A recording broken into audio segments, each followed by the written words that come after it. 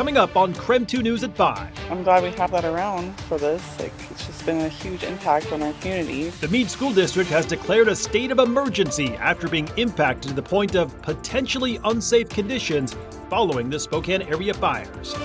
Plus, as the Spokane River continues to run dry, we are hearing from the Spokane River keeper about the impact to the river and surrounding ecosystems. We are in weather impact alert mode as red flag warnings currently in effect through tomorrow morning for parts of the inland northwest due to dry lightning and gusty outflow winds from isolated thunderstorms.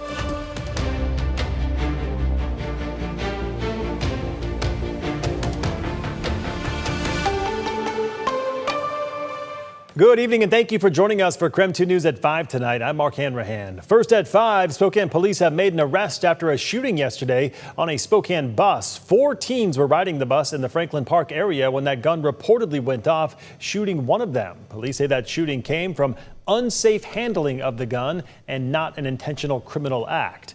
After searching the backpack of one of the teens, police say they found a stolen gun. So 1 juvenile has been arrested and charged with 2 counts of unlawful possession of a firearm, and there may be more charges as the investigation continues.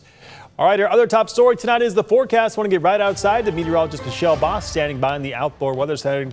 And Michelle, tracking yet again another KREM 2 weather impact alert day today. Yeah, for different reasons. It was for winds and very low relative humidity for our past elevated fire danger conditions. But this time we're looking at dry thunderstorms. It's been a while since we've even talked about rain or thunderstorms, but unfortunately rain not a big part of this particular event. It's the lightning that we're concerned about and the gusty winds associated with that thunderstorm activity. Tracking some thunderstorms out there this evening. Red flag warnings do continue across parts of northern, north central, northeastern Washington and North Idaho through early tomorrow morning. Quick check on air quality, which hasn't been as bad as the last couple of days, generally in the moderate category, but I can still see it's pretty hazy out here and can still smell a little bit of that smoke. So air quality alerts do remain in place until further notice. Here's a look at the red flag warnings. It expires at 11 o'clock tonight out towards the Cascades, but does continue until 8 o'clock tomorrow morning for northeastern Washington and North Idaho due to that thunderstorm threat. And here's what we're looking at. It's all north of I-90 and mainly across north central and northeastern Washington right now, seeing some lightning strikes out towards Republic, and then right on the Washington, Idaho, and Canadian border. It's been generally moving to the northeast. Still pretty hot out there today, seeing low to mid 80s across much of the inland northwest this afternoon. Will be a little bit cooler tomorrow. I don't think we have much chance of seeing any of that thunderstorm activity here locally in Spokane and Coeur d'Alene, but up north, again, we'll be watching that through the evening. Otherwise, still a little bit smoky tomorrow, or hazy 81. Should start to see a little bit of clearing late tomorrow and into Friday. Mostly sunny 81 on Friday, partly cloudy on Saturday, highs in the mid 80s.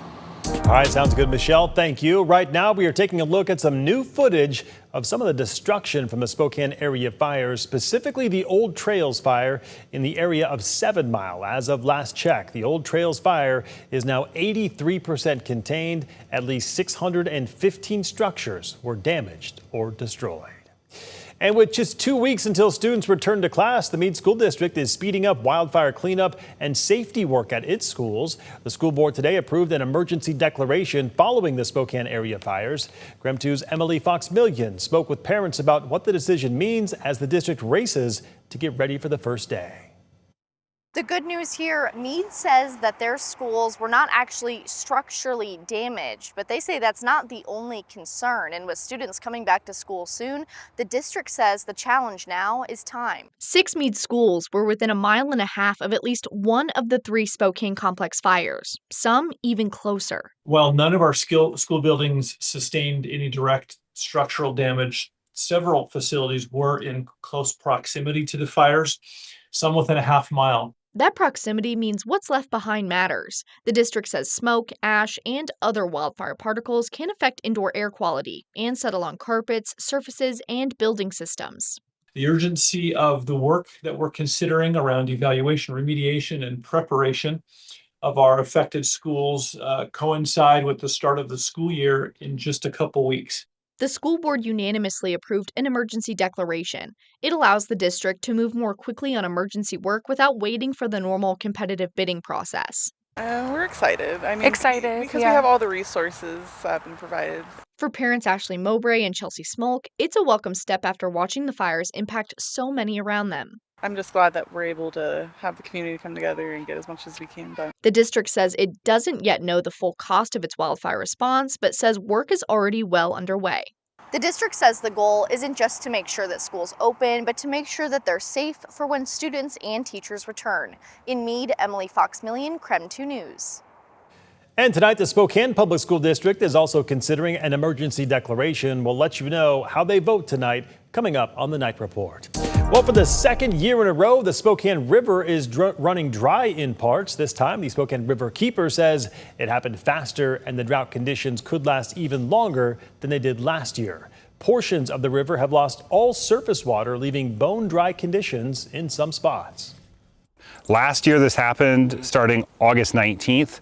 We're about 2 weeks ahead of that this year, okay? So it's happening earlier, and it seems to be happening even worse. Coming up on KREM 2 News at 6, KREM 2's Brandon T. Jones has an extended interview with the riverkeeper and what he says the low water levels mean for the overall health of the river.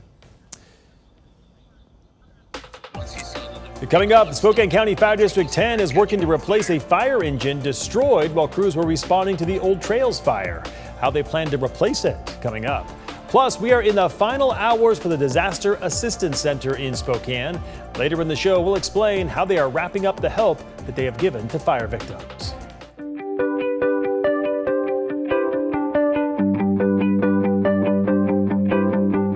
When you see a kid, just like their mood just changes. They light up, they want to see you, they're excited to see my coordinators, they're excited to be at school, they're excited to learn, and it just changes, and you just see a future. And they see their own future.